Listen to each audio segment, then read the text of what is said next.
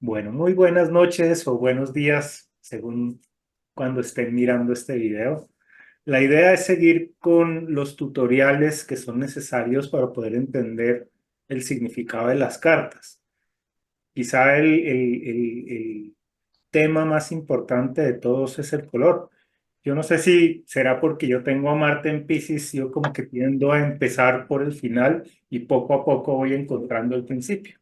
Entonces, este, que es el tercer video, es el principio de todo el proceso. En esto se basa toda la estructura del sistema.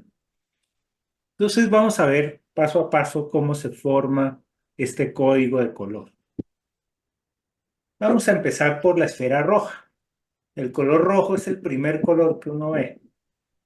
Tiene una longitud de onda muy amplia. Es el color que va a representar el inicio. Es el principio de todo. Todas las cosas que uno vive tienen un comienzo.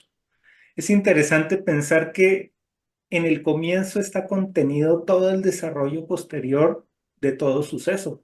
Por eso es que cuando vemos los principios, vemos la revolución solar, siempre que vemos la casa uno o vemos los principios, podemos entender cómo las cosas se van a desarrollar después, ¿no? En el origen está la clave del desarrollo. Entonces, el color rojo nos va a llevar a entender lo que es nuestra propia motivación, cuál es ese impulso inicial que nos lleva a hacer cosas. Todos tenemos una motivación, ¿no? Y dependiendo de hacia dónde se orienta esa motivación, pues vamos a tener un carácter u otro.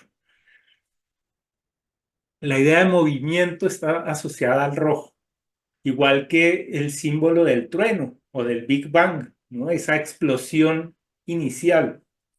El instinto sexual, por lo mismo, está relacionado con esta fuerza de inicio, ¿no? Esta fuerza que es seminal, que es como una semilla que empieza a movilizar todo el resto del sistema. Aquí vamos a ver en el rojo esa intuición creativa, ese chispazo, esa capacidad de llegar a un resultado sin necesidad de utilizar la mente, sino simplemente esa conexión visceral con la realidad. Por eso, en la medida en que tengamos más o menos rojo, vamos a tener un carácter más o menos definido o una personalidad más o menos definida, ¿no? La personalidad del rojo es la personalidad del que se muestra ante todo, ¿no? Que se muestra de primero, que abre una puerta, que saluda, ¿no? El que se despierta y se sale de las cobijas, ¿no? Y se levanta, ¿no? La persona que se pone de pie, la persona que camina, que avanza, que corre, ¿no? Ese es el rojo. Si lo relacionáramos con los sabores, podríamos decir que es lo picante, ¿no? Cuando vemos el símbolo del planeta Marte, por ejemplo, o del signo zodiacal Aries, vamos a ver que tienen todos puntas, ¿no? Y las puntas pican. Entonces, este rojo tiene esa función de picar al inicio, ¿no? De hacer que uno se movilice, cambie de estado. ¿Qué sería el complemento? Pues el complemento sería el color azul. El color azul lo vemos normalmente en el cielo, nos da la idea de lo más elevado, por eso va a estar relacionado con el fin. Así como el rojo es el principio, el azul va a ser el fin. Va a estar relacionado con el número 7.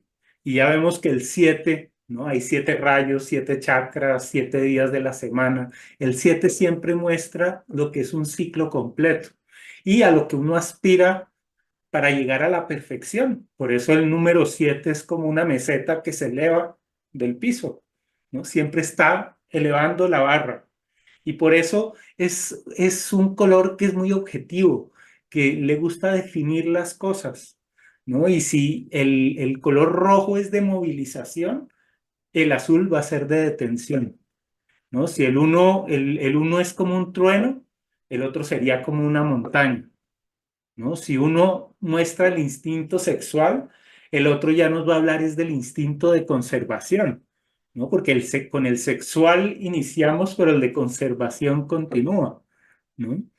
Aquí va a haber un criterio estético, ¿no? En complemento de esa intuición creativa que veíamos en el otro lado, ¿no? Este criterio se ha madurado con el tiempo, ¿no? Viendo qué es bueno, qué es malo, qué gusta, qué no gusta, comparando muchas realidades. En cambio, en la intuición creativa, como que se va uno por un camino. En el azul nos vamos a fijar más en la apariencia de las cosas que en la personalidad. Podríamos decir que uno tiene las dos cosas, tiene una personalidad, pero esa personalidad la vestimos con una apariencia. Y siempre va a haber esa mezcla entre esa personalidad interna y la apariencia que estamos proyectando, ¿no? Si vamos a comparar también sabores, hay un sabor del que se está hablando ahorita que han llamado umami y que traduce el sabor que es delicioso, ¿no? Entonces, ya Libra o ya el color azul nos va a hablar de la combinación de las cosas, mientras que en el rojo está ese impulso inicial a encontrar después esa conexión, ¿no? Entonces, esa relación de rojo y azul es la relación de principio y fin. Por eso, inclusive, podríamos representarlos con los signos de puntuación, ¿no? El signo de la exclamación es roja. Nos habla de un movimiento que llega a un punto. Mientras que el azul lo podemos asociar al punto, el punto final, ¿no? Entonces, todo empieza con esa línea vertical y termina en un punto, ¿no? Entonces, entre el rojo y el azul está todo el universo, ¿no? Entonces, si queremos empezar a detallar más esta relación entre el rojo y el azul, vamos a involucrar el amarillo. El amarillo es el color de puente. Va a ayudarnos a relacionar el rojo con el azul. Va a estar relacionado con el número 3, precisamente porque es el tercer elemento, ¿no? El elemento de enlace. Lo podemos asociar, si lo asociamos con los signos de puntuación, con la interrogación, porque es lo que no sabemos que hay entre el principio y el fin. Nos habla de todo ese vínculo entre las cosas, ese vínculo que es variable, que nunca es igual, ¿no? Siempre se dice que lo único que es constante es el cambio, ¿no? Este color amarillo es un color luminoso, es un color que asociamos con el brillo y nos va a conectar con ese instinto social. El instinto social es muy importante porque es el que va a poder relacionar el impulso cazador que yo llamo del color rojo para ir a buscar lo que uno quiere y traducirlo en el principio de recolección, de esperar a que las cosas vayan surtiendo su efecto, ¿no? Es el camino de dar el tiempo, ¿no? En cambio, el rojo es el de la motivación. Entonces, esa relación entre unos y otros, porque finalmente todos nos polarizamos hacia diferentes lugares, pues van a ser reunidos por este amarillo que va a conectar las cosas de una manera flexible y a través de la palabra, a través del pensamiento. Por eso lo relacionamos con el signo de Géminis y con el planeta Mercurio, ¿no? Géminis, los gemelos, que es la relación entre seres humanos, y Mercurio como ese dios alado que va, ¿no? Volando de un lado al otro, ¿no? Y que representa esa comunicación. Entonces, solo con estos tres colores ya podríamos entender a un ser humano, ¿no? Su parte sexual, su parte de conservación física y su mente, ¿no? Cómo entiende las cosas, cómo las interpreta. Podemos ir una capa adelante de estos tres colores que llamamos los colores primarios y vamos a ver qué pasa cuando los combinamos. Entonces hay tres combinaciones posibles, ¿no? Yo puedo combinar el rojo y el amarillo y me da el color anaranjado. O puedo combinar el color amarillo y el color azul y me da el verde. O puedo combinar el rojo y el azul y me da el morado. Entonces, a nivel conceptual, podríamos decir, ¿qué pasa cuando yo conecto el principio y el final? Ya habíamos visto que por el lado de arriba hay una relación entre todas las cosas, pero también podríamos ver que por el otro lado todas las cosas se diferencian, ¿no? Se separan y por eso aquí aparece el principio de lo abismal. El color violeta representa esa escisión entre el principio y el fin, esa diferencia que hay entre todas las cosas.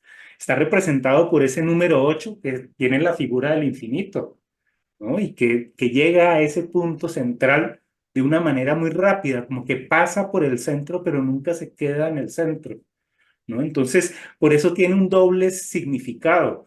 Por un lado, separa, pero por el otro lado representa la esencia más íntima, lo que no se puede dividir, ¿no? Lo que es indivisible. Entonces, lo que hace el violeta es separar todo lo que se puede separar hasta que queda algo indivisible, ¿no? Esa es la intensidad del color violeta, es un color que se ha utilizado mucho en temas religiosos, en temas místicos, ¿no? Representa los niveles más elevados, ¿no? El séptimo chakra muchas veces. Y es el color que nos permite hacer una alquimia, nos permite transformar de una manera que parecería mágica el principio en fin y el fin en principio. Ese es el color que asociamos a la muerte en este sistema, a lo amargo, ¿no? Lo amargo es lo que nos da un indicio de que algo puede ser venenoso.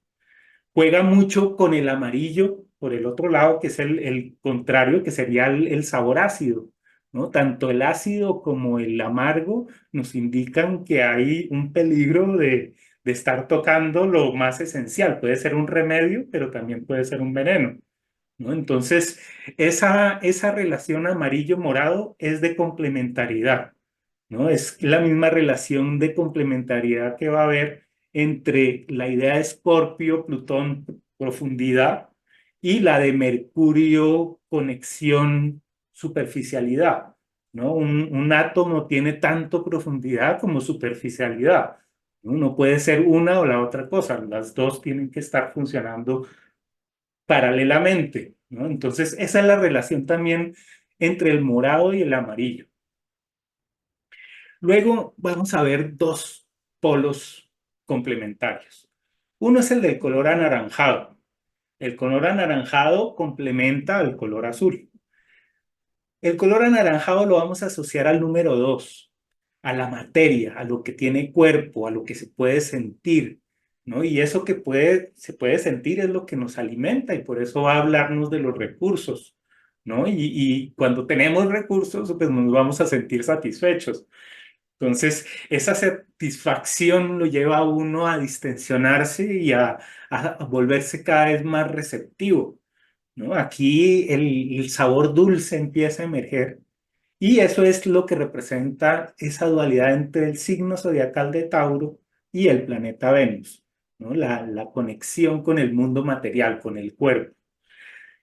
Ahora bien, si hay un cuerpo, por un lado, por el otro lado aparece un complemento que es la función. Todos los cuerpos, los objetos tienen una función, ¿no? O pueden tener no solo una función, tienen múltiples funciones. Y por eso aquí arriba lo represento como una serie de telas, de mantas, de capas, ¿no? De campos de información que están todos hilados, ¿no? Entonces, esas múltiples funciones que tiene todo objeto sería la relación que hay entre el verde y el anaranjado que le da cuerpo, ¿no? El verde que le da propósito y que hablaría como de la función de onda, mientras que el naranja sería la partícula, ¿no? Siempre vamos a hablar de esa relación partícula-onda, ¿no? Y la astrología ya ahora está pues muy en sintonía con estos términos cuánticos. Entonces, ¿por qué es complemento el anaranjado del azul? ¿No? El anaranjado nos va a hablar de esa, esa, ese equilibrio, esa dependencia que hay entre todas las partes de un cuerpo vivo, ¿no? Que está formado de átomos, después de moléculas, después de, ¿no? Cada vez de capas y capas más y más complejas, ¿no? Entonces, ese cuerpo, todas esas capas van a funcionar de una manera, ¿no? Entonces, es la relación también que va a haber entre el número 2 y el número 6. El número 6 es el número de las células, es el número de la vegetación, es el número de todo lo que son los piñones, los procesos paso a paso, ¿no? Corresponde también a la casa 6 de la astrología, ¿no? O al signo Virgo. Es, es el árbol que está creciendo poco a poco, ¿no? Que uno no lo ve crecer, pero está en movimiento. Por eso es lo complementario al rojo, ¿no? Si hay algo que se ve mover, es el rojo. Mientras que el verde no lo vemos mover, pero todo el tiempo está transformándose, ¿no? Esos son los 6 colores de personalidad básicos. Digamos, reflexionar hasta qué punto nos identificamos con cada uno de estos colores, si nos identificamos con todos en un momento o si estamos polarizados hacia uno de estos, ¿no? El rojo es el de las personalidades activas que se despiertan temprano, que están motivadas, ¿no? El anaranjado es el de las personas que valoran la comodidad, valoran lo que han obtenido, valoran las cosas que son tangibles, ¿no? El color amarillo es de las personas que valoran sobre todo la comunicación y el intercambio. Las verdes son las que les encanta el trabajo y tener algo que hacer, ¿no? Las azules son las que les gustaría tener metas elevadas y siempre estar en un proceso de mejoramiento. Y las violetas son las que se analizan profundamente y aceptan el cambio de la naturaleza interior, ¿no? Diríamos, ¿no? Los más psicológicos de todos, los que están cuestionando más a los demás, ¿no? De alguna manera.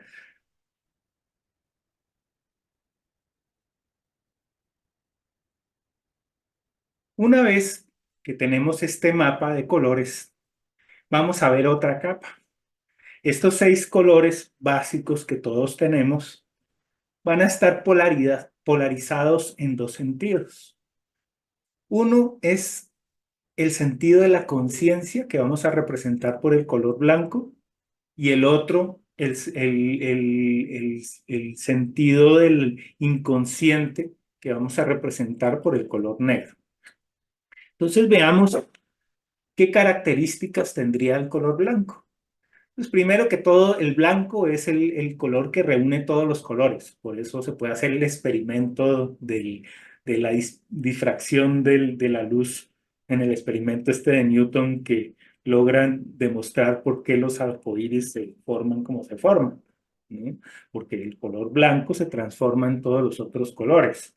Entonces, esa función del color blanco, esa capacidad del color blanco de crear otros colores se puede relacionar con el número 5. Número 5 es un número impar que hace parte de las fórmulas de la proporción áurea y tiene que ver con ese pentágono que es muy creativo. Entonces, el blanco es el número 5 y representa, como hemos dicho, la parte consciente, lo que nosotros podemos entender, lo que es para nosotros diurno. En el blanco vamos a ver el propósito vital, ¿no? Y el propósito vital en realidad es como una página en blanco, ¿no? Es algo que podemos hacer, pero que está por llenar, ¿no? Entonces, qué bonito poder ver al blanco no solo como lo más lleno, sino también como lo más vacío, lo que da más posibilidades. Esa es la vida, ¿no? Es una hoja en blanco en la que podemos trazar lo que queramos, ¿no? Ya vamos a ver que hay otra contraparte, pero desde este lado, desde el blanco, nosotros somos libres de escoger un camino u otro y somos libres de potenciar esa creatividad interior. El color blanco va a estar relacionado con el corazón, con la función del corazón, con el pálpito, con la irradiación de energía. Y por eso a un nivel cósmico lo podemos relacionar con el sol, ¿no? Que es ese principio que domina a todo lo que lo rodea. Por eso también el símbolo del león, ¿no? Con esa melena y esa fiereza, ¿no? Del león que logra atravesar todas las separaciones y unir a los demás planetas. Como hemos dicho, es la conciencia diurna, también representa al hijo, ¿no? Por la misma razón que la casa 5 representa a los hijos, porque es lo que uno crea, ¿no? Entonces, el hijo es el proyecto también que uno está haciendo, entonces el color blanco representa los proyectos, es el poder interior que tenemos, el potencial. En los sabores podríamos decir que es lo salado, ¿no? La sal como símbolo blanco, también como símbolo de algo que es fundamental para la salud, ¿no? La salud y la palabra salud y la palabra salado, la palabra salario vienen relacionadas por esta sal, ¿no? Entonces, este es el poder de integración. El blanco integra todos los demás colores. Ya no es un color, sería un grado de luminosidad. Como grado de luminosidad puede iluminar cualquiera de los colores del espectro. Entonces, así como en este esquema se ve que el blanco está conectado con el negro por un medio círculo, por una media, ¿sí? Por un arco. Ese arco en la parte de arriba es más claro y en la parte de abajo es más oscuro. Así podríamos trazar otros semicírculos con cada uno de los matices que hay en esta rueda, ¿no? Y nos daría que una esfera en la que los colores son más intensos en el ecuador y serían más blancos o más oscuros en los polos. Entonces, esto nos lleva a la idea de que todo en este esquema nos va a hablar de complementariedad. Si en el color blanco hablamos de lo consciente, en el negro vamos a hablar de lo inconsciente. Si en el blanco hablamos del propósito vital, en el negro vamos a hablar del refugio emocional o de los mecanismos de defensa, ¿no? De las necesidades que tenemos a nivel psicológico que no sabemos cómo cuestionar, en principio no podemos cuestionar. Si el color blanco representa esa vida en general, el color negro va a representar el amor que está detrás y que para mí la palabra amor y la palabra espiritualidad son prácticamente sinónimas. ¿Sí? Yo diferencio este amor del enamoramiento que podríamos ver en el anaranjado o en el azul, ¿no? Este es el amor estructural, el amor que integra al universo, ¿no? Como una fuerza, más que como un concepto solamente humano, ¿no? Sino como algo que es inclusive más allá de lo humano. Eso hace que conectar con ese amor infinito nos hace receptivos, ¿no? Y por eso se relaciona este color negro con el espacio que se forma en el estómago, que también está relacionado con la luna, ¿no? La luna representa todo ese sistema de condicionamientos inconscientes que nos programa, ¿no? Nuestra madre en principio y el planeta en segunda instancia, ¿no? El símbolo para el color negro es el del cangrejo, por lo mismo que representa todo lo que son los hogares, lo que son las cajas, los cubrimientos, los huevos, los vientres, sí, los envases, todo lo que recibe y contiene muchas veces líquido, eso es esta función del color negro. Por eso está relacionado con la noche, con la madre y como decíamos, es el indicador de qué es lo que uno necesita. Si el blanco son todas las posibilidades que uno tiene, el negro es lo que uno necesita y lo que uno va a escribir finalmente, ¿no? Uno escribe con una tinta negra sobre un papel blanco. Esa tinta negra es la que escoge qué es lo que uno va a decir, ¿no? ¿Qué es lo que a uno más le interesa o lo que uno necesita expresar en cada momento? De una hoja en blanco que tiene todas las posibilidades a esto que ya es una elección de lo que yo estoy sintiendo. Entonces, en los sabores sería lo insaboro, ¿no? Como el mismo sabor del agua, ¿no? Que decimos el agua no sabe a nada, pues ese es el sabor del agua, que sería equivalente a ese color negro que no es un color. Todo lo que es par va a resonar con el color negro y todo lo que es impar va a resonar con el color blanco. El color negro va a estar asociado a esa sombra, mientras que el blanco va a estar asociado a la luz. Y aquí, como siempre hemos dicho, es importante no asociar esta polaridad con la polaridad bueno o malo, ¿no? Porque hay luz buena y luz mala y hay sombra buena y sombra mala, ¿no? Entonces, esa distinción entre bueno y malo la hace el ego de acuerdo a lo que le conviene o no le conviene, ¿no? Habría otro punto de vista en el que vemos las cosas desde un punto de vista menos humano y eso daría pues otra relación que ya no es ni buena ni mala, sino que es lo que es. Ese sería el camino del centro. Entonces seguimos al siguiente nivel.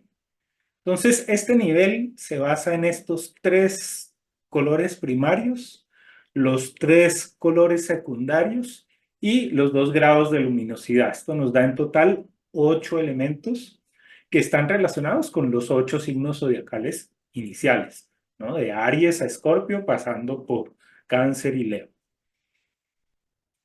Entonces, ahora vámonos a los 4 elementos. Hay dos formas de ilustrar o de ponerle color a estos 4 elementos. En el centro vemos aquí el código clásico, el código que es más común. Muchos programas trabajan esta, esta, esta convención de colores en donde están los 3 colores primarios científicos, que sería el rojo, el verde y el azul, y adicionan el amarillo para armar el círculo completo. Yo utilizo otra capa de convenciones que son las que van a representar a los 4 últimos signos del zodiaco: Sagitario, Capricornio, Acuario y Piscis. Y los colores los escogí de una manera simbólica porque la idea es que el ser humano solo puede ver a simple vista desde el rojo hasta el violeta. Más allá hay una serie de ondas que, aunque no puede ver, existen. Y esa es la misma simbología de los planetas, de los últimos planetas, los que vamos a llamar transpersonales, ¿no? Los planetas universales, esos planetas que van a tener una visión global de todo el proceso. Entonces, el color que escogimos para Sagitario es el color del anaranjado más blanco. Sí, anaranjado porque el anaranjado decíamos que es el color del medio, es el color de Venus, es el color de la articulación y también está relacionado con la materia, ¿no? Entonces, el anaranjado va a unir a Sagitario y a Capricornio en el sentido de que ambos están todavía del lado de la realidad, todavía están del lado de lo que se puede experimentar desde lo conocido, ¿no? Porque en los otros dos, en Acuario y Piscis, va a haber una relación con el azul. Y el azul, como sabemos, es mucho más mental y por eso va a llevarnos a lo desconocido. Si Sagitario y Capricornio se fundamentan en lo conocido, Acuario y Piscis van a buscar lo desconocido. Y por eso Acuario va a ser un azul con blanco y Piscis va a ser un azul con negro. Coinciden con los colores de los planetas regentes. Entonces, Júpiter es más o menos de este color. Aquí lo aclaramos un poco. Saturno también es más o menos de este color café.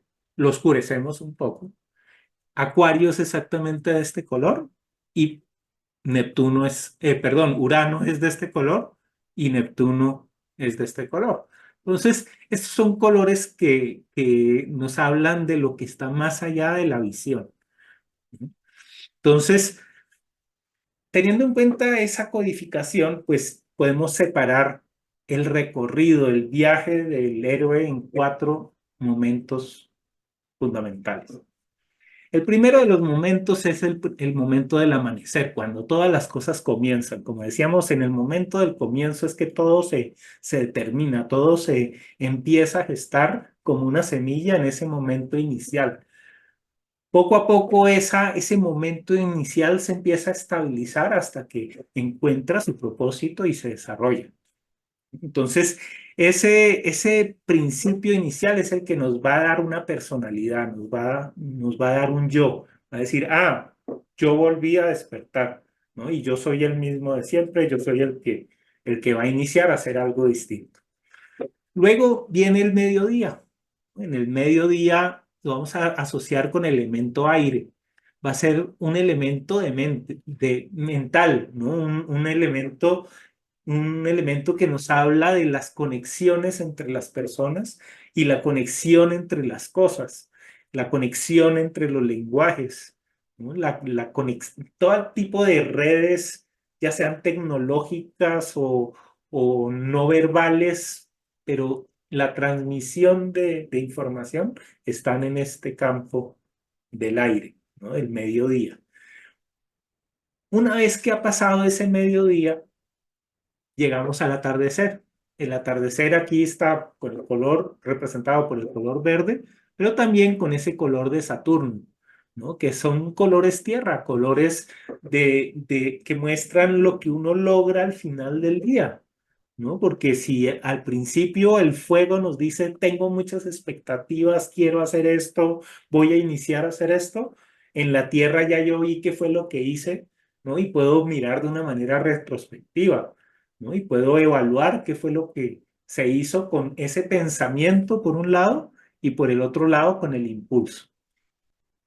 Después viene la noche, que es cuando uno asimila y transmuta, ¿no? Toda esa información de una manera inconsciente, ¿no? Entonces, esa función de asimilación es muy magnética, atrae todo tipo de vibraciones. Por eso en los sueños podemos tener visiones de una cantidad de situaciones que nos están pasando en la vida real, entre comillas, ¿no? Porque ahí es donde estamos más sensibles a cada detalle, al más mínimo detalle, ¿no? Entonces, es el campo de la sensibilidad.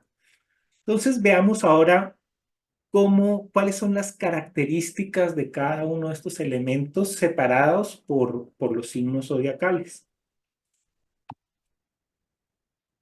Entonces, quiero comenzar viendo cuáles son los signos que nos hablan del liderazgo. En astrología hay 4 tipos de liderazgo, que es lo que se conoce como los signos cardinales. Los cardinales son los que indican la dirección, ¿no? Los que apuntan. Entonces hay 4 tipos de objetivos, ¿no? Y de puntualizaciones.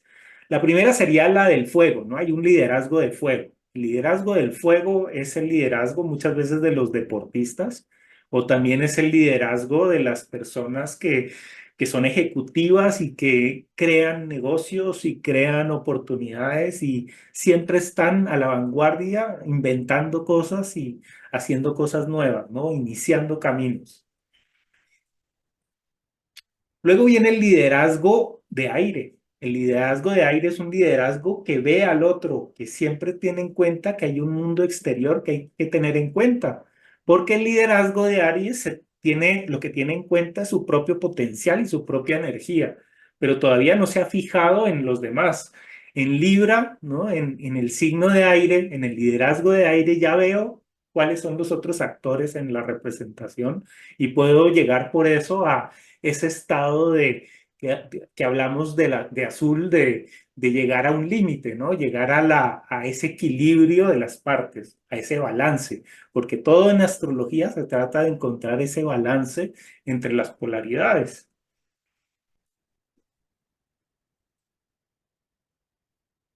También va a haber un liderazgo de tierra. ¿Cuál es el liderazgo de tierra? Pues es el liderazgo práctico, ¿no? Es un liderazgo funcional, es un liderazgo sensato. Es un liderazgo en el que uno se puede apoyar, ¿no? Y por eso es un liderazgo que ayuda a estructurar normas, ¿no? Y a plantear cómo es que deben hacerse cómo es que deben hacerse las cosas.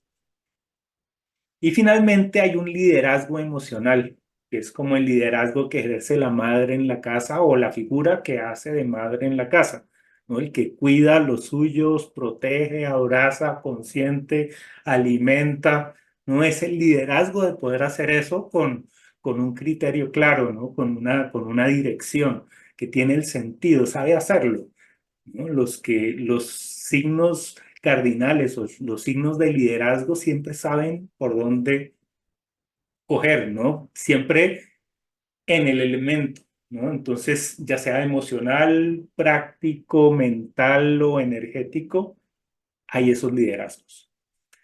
Ahora veamos la otra polaridad, ¿no? Si hay signos que sirven para liderar y para encontrar camino, hay otros signos que nos van a hablar de la fortaleza que está en la mitad de las estaciones. Cuando una estación se desarrolla, primero empieza, ¿no? De una manera incipiente y luego se estabiliza para al final empezar a transformarse. Entonces, en esta etapa intermedia está descubriendo esa fuerza, ¿no? ¿Para qué sirve? ¿Cuál es el poder? ¿Cuál es el potencial? Entonces, aquí esta fuerza, la primera fuerza es la fuerza de fuego, ¿no? La fuerza de fuego es la fuerza creativa, es la fuerza de la personalidad, es la fuerza de uno saberse diferente a los demás, ¿no? De tener algo que a uno lo identifica, ¿no? Esa es la fuerza inicial. Luego está la fuerza mental, que es la fuerza de Acuario, ¿no? Es la fuerza de poder conectar planos distintos, por eso las dos ondas, ¿no? Está la fuerza física, que es Tauro, ¿no? La fuerza de lo material, la fuerza de lo productivo, ¿no? Porque hay una diferencia muy grande entre la fuerza de lo que ya está, de lo producido, podríamos decir, y la creatividad del Leo, que por el otro lado puede no tener los recursos, pero los puede inventar, los puede recrear, ¿no? Entonces, esa función creadora complementa a los recursos. Finalmente se necesita una buena relación entre Tauro y Leo para que haya recursos y al mismo tiempo haya creatividad. Y finalmente está esa fuerza psicológica, esa fuerza del oculto, esa fuerza del pasado, esa fuerza de lo que no podemos controlar, que es lo que nos conecta con lo más esencial, ¿no? Ese es el color violeta y es la fuerza del agua, la fuerza de la sensibilidad, ¿no? Que debe estar aquí presente. Y finalmente hay una tercera modalidad que es la de adaptación. Entonces, esos son los tres tipos. Hay uno de liderazgo, como que diríamos que se centra en un punto. Por el otro lado está la adaptación, que es lo contrario, ¿no? Es amplia, en lugar de ir hacia un punto, abre un abanico, ¿no? Y la fuerza sería ese equilibrio entre el abrir el abanico y el cerrarlo, ¿no? Ahí es donde está el verdadero poder. Entonces, también hay una adaptación de fuego, ¿no? La adaptación de fuego está muy relacionada con la fe, ¿no? Con la visión de futuro. Porque si yo me adapto a un futuro que puedo imaginar, puedo guiar, ¿no? El curso de las cosas de una manera o de otra, ¿no? Ya visualizando. Es el poder de la visualización o es el poder de la planeación, ¿no? Cuando uno planea algo, está en esta modalidad de fuego adaptativo, ¿no? De una visión de qué podría pasar y en qué tiempos, pero todavía son suposiciones, ¿no? Hay una adaptación mental, que es la adaptación geminiana, la adaptación del color amarillo, que es la adaptación a las otras personas, ¿no? Cómo yo me relaciono con las otras personas o los otros objetos, cómo los entiendo, cómo los verbalizo, cómo los describo, cómo narro las historias, ¿no? Todo eso es parte del campo geminiano, ¿no? El campo de las relaciones humanas, ¿no? De las relaciones aquí humanas desde un punto de vista muy práctico, ¿no? Y finalmente está bueno, están las otras dos adaptaciones, ¿no? La adaptación de tierra es la adaptación práctica, es la adaptación funcional. Todos los cuerpos se adaptan al medio en el que viven, ¿no? Y uno va modificando su estructura genética de acuerdo a las necesidades que el cuerpo va interpretando que tiene, ¿no? Entonces, la adaptación de tierra también está relacionada con la salud, ¿no? O con la falta de salud. Si me estoy adaptando, no me estoy adaptando a ese medio material, a ese medio tangible. Y finalmente está la adaptación de agua, ¿no? La adaptación de agua es la adaptación universal, es la adaptación que se puede convertir en cualquier cosa, ¿no? Entonces, es como el comodín del sistema, ¿no? Porque es muy difícil materializarlo, ¿no? Es la adaptación más móvil, podríamos decir, ¿no? Que cambia más. Ahora vamos a ver otra capa. Todos los elementos también se desarrollan como en tres niveles o con tres espirales, ¿no? Tres vueltas de espiral. La primera espiral, la primera capa, ¿no? Ese núcleo está formado por el campo personal. Primero me desarrollo yo, ¿no? Es mi energía y yo crezco como una semilla de adentro hacia afuera. Luego viene la comprensión de lo asociativo, y eso quiere decir es que no estoy solo, ¿no? Yo me relaciono con una comunidad, me relaciono con un mundo, ¿no? Donde hay más personas. Entonces, lo personal se vuelve asociativo, empieza a interactuar con otros. Y finalmente, esa capa del reconocer que hay otros en mi mundo se amplía por tercera vez a una comprensión de las cosas que ya no son solo humanas, sino que son universales, ¿no? Entonces ahí ya vemos la física, la química, la, la filosofía, la religión, ¿no? Son formas de explicar eso que está más allá de lo que podemos comprender racionalmente. Entonces, de la misma manera vamos a ver el aire. El aire también tiene esas mismas tres capas, ¿no? En el núcleo del aire está Géminis, lo podemos entender como una adaptación personal, ¿no? Cómo me adapto al medio en el que estoy y esa adaptación la hago con unas palabras y esas palabras son muy personales, ¿no? Entonces, por eso es que debemos cuidar tanto esa lengua, ¿no? Tanto eso, esa forma de describirnos a nosotros mismos y describir lo que nos pasa, ¿no? Porque esa adaptación mental de alguna manera condiciona la generación de lo material, ¿no? Y lo material químico es lo que va a generar otra vez después el destino, ¿no? Entonces, esta es la raíz del poder controlar hasta cierto punto eso que no podemos controlar. Y vamos a ver ya al otro lado en el agua, ¿sí? Entonces, esa adaptación personal geminiana, en su siguiente capa va a entender que hay personas alrededor y hay situaciones y hay un mundo exterior. Entonces, aquí podemos hablar de ese liderazgo asociativo, es el liderazgo que sabe con quién asociarse y con quién no, ¿no? Que sabe qué es lo que conviene y qué es lo que no, ¿no? Entonces, ese es el talento de ese color azul, ¿sí? Y en medio estaría ya esa parte universal. Podríamos decir que esa fuerza universal o ese orden universal es la mitad del invierno, ¿no? Es lo que es más frío y lo que podemos modificar menos, ¿no? De lo que no tenemos absolutamente ningún control porque está muy lejos, ¿no? Y son como las leyes del universo, las leyes cósmicas y las leyes cuánticas y las leyes, ¿no? Todo lo que nos condiciona a un nivel que no podemos llegar a comprender, ¿no? Que es mental, pero nos habla de la mentalidad en su máxima expresión, ¿no? Entonces, ese es el aire. Ahora, en tierra también vienen las mismas tres capas, ¿no? Tauro sería esa capa más interna, más personal, donde vamos a ver esa fuerza personal, esa salud personal, ese tener los recursos personales.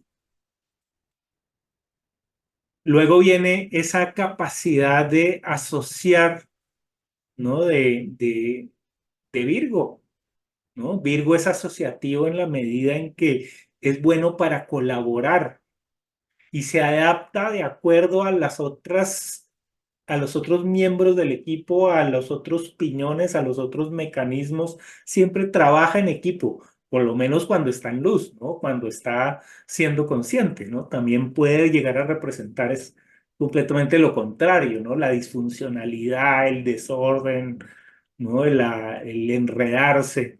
Pero bueno, eso lo vamos a ver ahora, ¿no? Entonces, esta es la adaptación asociativa, ¿no? La adaptación es que yo puedo encontrar remedios para problemas en situaciones que son análogas, que están relacionadas, pero que directamente no son iguales, ¿no? Entonces hay una relación con un otro, ¿no? Que es diferente a esta adaptación personal que depende mucho de lo que yo pienso, ¿no? De lo que a mí me interesa, ¿no? Aquí es lo que le interesa a un grupo de personas, ¿no? O por lo menos a una pareja, ¿no? De dos en adelante, ¿no?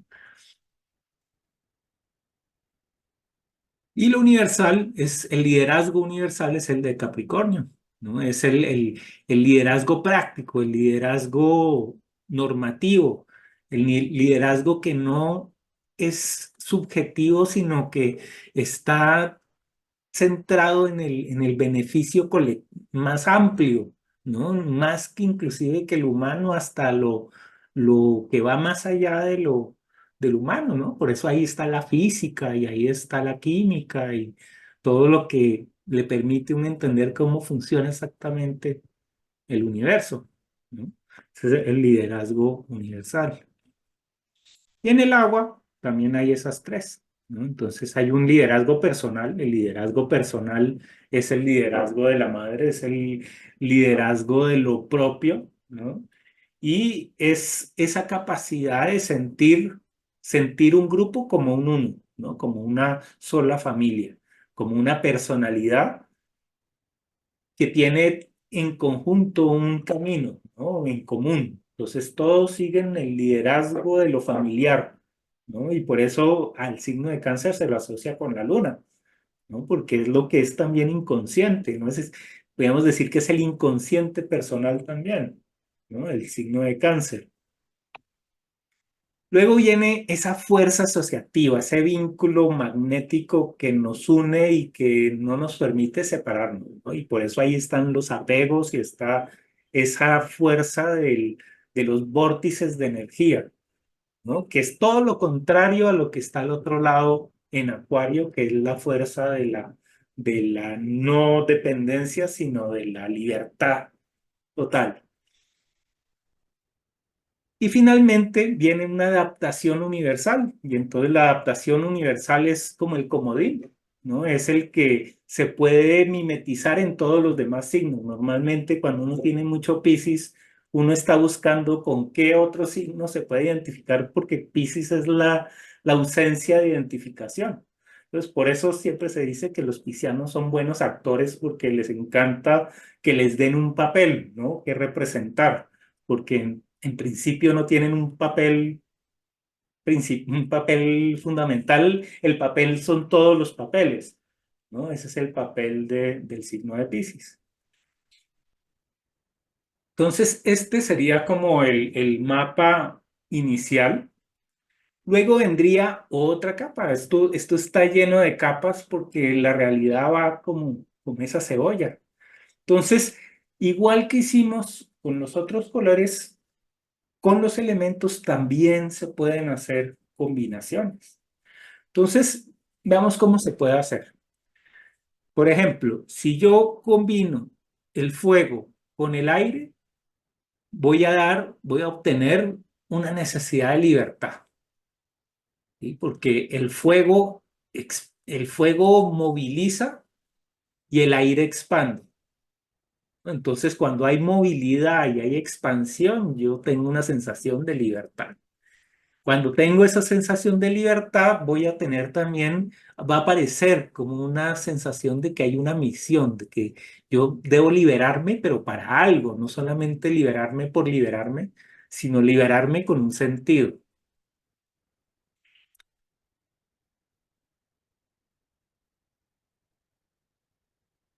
Hay 6 signos zodiacales que van a buscar esa libertad y van a buscar tener una misión, que son precisamente los signos impares. Géminis, Acuario y Libra por un lado, Sagitario, Leo y Aries por el otro. Entonces todos estos buscan libertad, buscan tener una misión, mientras que los que están al otro lado van a tender a ser más introvertidos y por eso van a buscar seguridad.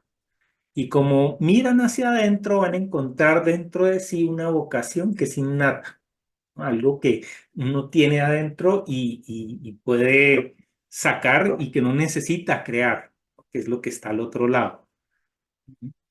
Mm, los signos que van a necesitar seguridad son los pares. Capricornio, Tauro, Virgo por un lado y Cáncer, Escorpio y Piscis por el otro.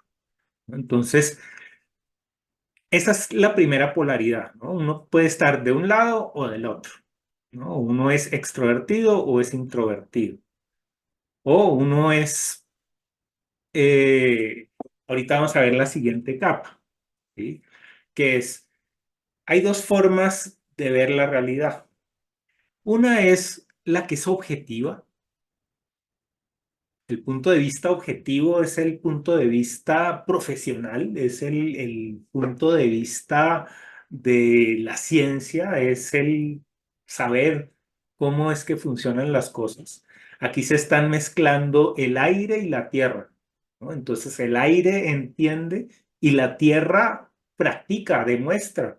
Entonces la ciencia va a ser una mezcla de aire con tierra, ¿no? Vamos a tener unas hipótesis, unas teorías y luego esas teorías las vamos a demostrar, ¿no? Y las vamos a demostrar para todo el mundo. No va a ser nada como el polo contrario que va a ser el polo de lo subjetivo. Lo subjetivo ve el mundo de una manera muy diferente al objetivo. El subjetivo dice, el mundo es como yo lo percibo.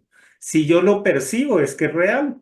Nadie me puede decir que no lo estoy percibiendo, ¿no? Entonces, esa visión más centrada en en el propio punto de vista, es el de los signos Cáncer, Escorpio y Piscis por un lado, y los de Aries, Leo y Sagitario. Los de fuego, cuando uno mezcla ese fuego con esa agua, por el lado del fuego tiene esa movilización, ese impulso, y por el lado del agua tiene la sensibilidad. Entonces, cuando uno tiene sensibilidad y se mueve de acuerdo a lo que siente, eso es ese otro polo en donde vamos a ver la pasión que tiene una persona, ¿no? Cómo hay cosas que hace sin saber realmente por qué, por un impulso interno que no es objetivo, que no es racional, que no es muchas veces sensato, pero aquí es donde está la inventiva, ¿no? La capacidad de imaginar y hacer realidad lo que uno imagina, ¿no? Desde el otro lado se centra mucho en lo que es factible, lo que es racional, lo que uno debe hacer. En el otro lado es lo que uno hace y no sabe por qué lo hizo, ¿no? Entonces, aquí ya vemos, ¿no? Cómo cada uno de los signos zodiacales tiene una estructura que es la que le va a dar después el significado a los diferentes animales zodiacales, porque muchas veces creemos que los signos zodiacales vienen de de las constelaciones, cuando en realidad es al revés. Las constelaciones vienen del círculo zodiacal y el círculo zodiacal está hecho con estos animales que representan precisamente las 4 estaciones, ¿no? Entonces ya vemos que la mitad del verano es Leo, la mitad del invierno es Acuario, la mitad de la primavera es Tauro y la mitad del otoño es Escorpio. Entonces, los que están en la mitad son los que nos muestran la fuerza, los que están al principio nos muestra cómo comenzar el liderazgo y los que están al final nos muestran cómo adaptarnos, ¿no? Entonces, esta es la estructura básica y esto es lo que forma esta brújula solar que nos permite diferenciar ese simbólico norte y sur, ¿no? Entonces, todos los signos que uno ve aquí opuestos van a ser contrarios desde un punto de vista. Entonces, por ejemplo, veamos Aries, ¿no? Aries es un signo extrovertido. Digamos, si Aries es un signo extrovertido, Capricornio es introvertido. Si Aries es un signo subjetivo, Capricornio es objetivo, ¿no? Aunque ambos son de liderazgo, por eso puede haber un conflicto entre Aries y Capricornio, ¿sí? Porque son dos principios que están buscando liderar, pero uno va hacia un lado y el otro va hacia el otro lado. Mientras que Aries va hacia lo personal, Capricornio va a ir hacia lo universal. Entonces, es la primera de los temas a trabajar en una carta, ¿no? La relación entre el rojo y el café. Luego podríamos ver la relación entre Leo y Tauro. Si Leo es extrovertido, Tauro es introvertido. Y si Leo es subjetivo, Tauro es objetivo. Entonces, igual, ¿no? Ambos son fuerzas, pero la una es una fuerza personal y la otra ya es asociativa, la otra ya va a buscar a los demás, ¿no? Entonces decimos que Leo es esa fuerza asociativa que es extrovertida y subjetiva, ¿sí? Entonces, eso en conjunto nos da un león, ¿no? Una fuerza que hace que todo gire en torno a ella, que además habla, se expresa de una manera muy particular. Cambio en el otro lado hay esa fuerza personal que es solo mía, mi cuerpo solo lo tengo yo, es introvertido, va hacia adentro y es objetivo, ¿no? Es lo que realmente yo tengo. Si veamos, por ejemplo, Sagitario y Virgo, ¿no? Sagitario es adaptativo igual que Virgo, pero a diferencia de Sagitario, Virgo va a ser introvertido, mientras que Sagitario va a ser extrovertido. Y Virgo va a ser objetivo, mientras que Sagitario va a ser subjetivo, ¿no? Por lo que es también de fuego. Entonces, va a haber esa lucha entre la necesidad de asociarse desde un punto de vista humano de Virgo y las conexiones que están más allá del humano, que es lo que mira Sagitario. Entonces, siempre al final el complemento entre los dos va a generar algo extraordinario, ¿no? Y va a generar una sensación de éxito y de fluidez, ¿no? De haber superado un obstáculo que parecía insalvable. Veamos, por ejemplo, la relación Libra-Cáncer. Entonces, Libra y Cáncer son signos de liderazgo, igual que Aries y Capricornio, pero aquí el liderazgo es, por un lado, extrovertido, mientras que el de Cáncer es introvertido. Y Libra, el azul, es objetivo, mientras que Cáncer es subjetivo. Entonces, acá se combina el enfoque hacia lo personal de Cáncer comparado con lo asociativo de Libra. Entonces, siempre va a haber una polaridad entre los dos y por eso, en principio, no se entienden. Uno tiene que escoger o uno o el otro, o miro hacia adentro o miro hacia afuera, porque ya vemos que tenemos los ojos solo al frente, ¿no? No podemos mirar hacia atrás, entonces tenemos siempre ya físicamente que escoger hacia dónde miramos y hacia dónde no miramos, qué dejamos en luz y qué dejamos en sombra, ¿no? Esa es la dualidad cáncer-libra. Después viene la dualidad Acuario-Escorpio, donde Acuario es extrovertido y Escorpio es súper introvertido, donde Acuario es muy objetivo y muy frío en cierta forma, y Escorpio es más introvertido y va a ser también más apegado y va a necesitar más contacto, ¿no? Emocional, ¿no? El otro puede liberarse del contacto emocional. Por eso es muy científico, ¿no? Porque el científico que deja involucrar sus sentimientos en el experimento, en la teoría, pues está ya fallando de entrada, ¿no? Entonces, ese es el otro eje. Luego vendría el de Géminis con Piscis, ¿no? Géminis es extrovertido y Piscis es introvertido. Géminis es objetivo y Piscis es subjetivo. Entonces, esa adaptación universal, introvertida y subjetiva es ese mundo fantástico que tenemos adentro. Y la adaptación personal extrovertida y objetiva es cómo nos relacionamos con el mundo a través de una historia, ¿no? Y compartimos historias y eso es lo que nos permite convivir, ¿no? Entonces, hay algo que va, esa posibilidad de convivencia hacia el exterior, unida con un espíritu interior que es totalmente personal, subjetivo, ¿no? Pues personal en el sentido de que va hacia adentro, va hacia, mira hacia los mundos que están dentro de nosotros mismos, ¿sí? Y ya pues ahí volveríamos otra vez al ciclo inicial. Entonces yo creo que por ahí sería la explicación de estos principios que dan lugar a los colores que estamos utilizando en todo el resto del sistema, ya sea tarot, ya sea cábala, I Ching, ¿no? Todos los otros sistemas utilizan este mismo código color y con estos mismos significados. Sí, si ustedes se fijan, este es el Ikigai, ¿no?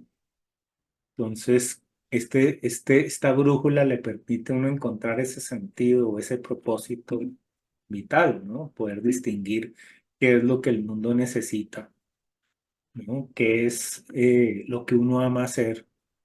¿Para qué uno es bueno? Eso sería el fuego. ¿Y por qué le pagan a uno? Que eso es la tierra. Lo que el mundo necesita es lo que mental, ¿no? Lo que el mundo necesita es conexión, ¿no? Es acuerdos, es entenderse, ¿no? Lo que amamos hacer es enamorarnos y tener a las personas que queremos cerca. Queremos hasta, ¿no? El duelo, muchas veces cuando hay una pérdida, también es esta parte, ¿no? Las emociones tanto con los que están como con los que no están. Eso es el agua, que cuestiona mucho lo racional, ¿no? Lo racional dice esto es fantasía. Y cada uno de los polos va a hablar mal del otro, en principio, ¿no? El agua va a decir, ustedes son demasiado fríos y no sienten nada, ¿no? No tienen sentimientos, le dice el agua al aire. El aire le dice, ay, ustedes viven llorando todo el tiempo, ¿no? El fuego le dice a la tierra, ustedes no son espontáneos, ustedes no viven el día al día, todo lo tienen prefabricado. Los de tierra le dicen al fuego, ay, es que usted todo el tiempo está cambiando de opinión. Entonces, siempre va a haber una crítica al otro polo antes de encontrar la solución, ¿no? Antes de hacer el salto y decir, esto que parece inicialmente algo totalmente contradictorio, en el fondo, unido, es que tiene la clave, ¿no? El fondo, eso es el objetivo, poder llegar a unir hasta lo que se separa más.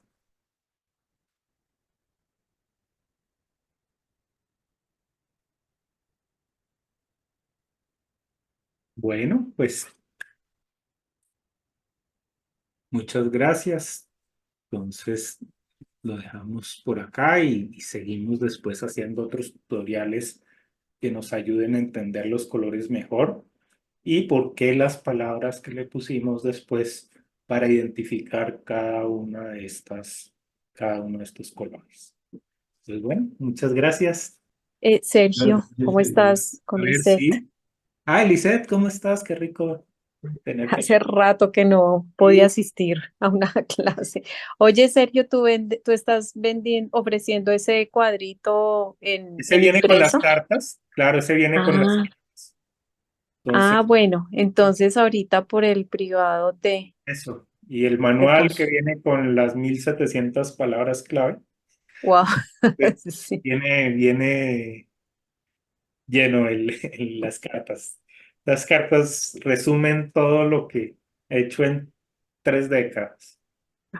Wow, wow. Entonces, Súper, hacía rato que no podía ingresar porque estaba como ocupadita, pero bueno, la ahorita entonces de la nueva te, de Abaxus. ujú, Quiero empezar con estos tutoriales como paso a paso para dejar como en claro después de tanta información que hay en el canal, poder decir, bueno, con estos videos entiende uno todo el sistema. está genial, me parece. Entonces, con esta misma estructura fue que hicimos el ejemplo de la carta de Sofía Vergara, ya poniéndole cartas a cada uno de estos signos. Y en la otra clase hemos hecho ya un juego con las palabras clave, que después vamos a hacer otros ejercicios para, sí, para facilitar más esa lectura. Entonces, esos son los elementos, ¿no? Tener las cartas, tener las palabras claves y esta dinámica de brújula, ¿no? De que si hay un norte, hay un sur. Si hay un este, hay un oeste. Si hay un amanecer, hay un atardecer. Si hay un mediodía, hay una medianoche, ¿no? Si hay Ujú. una vitalidad y un tiempo, hay una conciencia, hay un espacio, ¿no? Esa visión polar le ayuda a uno a hacer terapia, a identificar cuáles son los conflictos más fuertes para poderlos subsanar. Está muy chévere, me Mm. gusta mucho. Pues, Gracias, Sergio. bueno, Lisette, Ahorita hablamos. listo. Bueno. Bueno, entonces, bueno, pues muchas gracias. Nos vemos la siguiente vez. Gracias, Sergio. Gracias. Gracias a todos. Buenas noches. Gracias. Gracias, Sergio.